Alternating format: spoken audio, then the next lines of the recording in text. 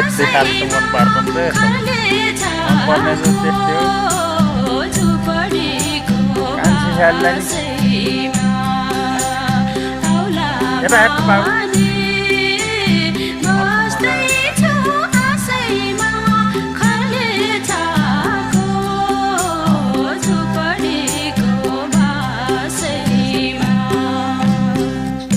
game खेल्छ र